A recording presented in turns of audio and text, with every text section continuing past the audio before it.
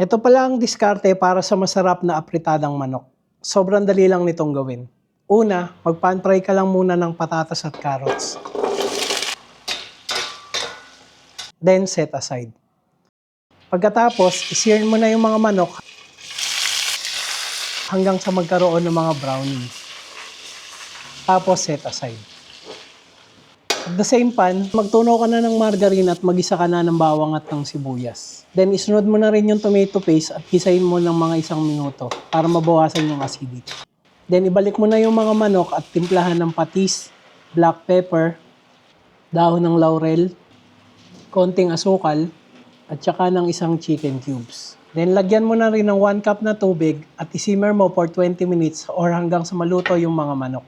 Then after 20 minutes, ibalik mo na yung patatas at carrots, bell pepper, at green peas at isimmer mo pa ng mga 5 minuto. And that's it. Ready na ang iyong chicken apritada.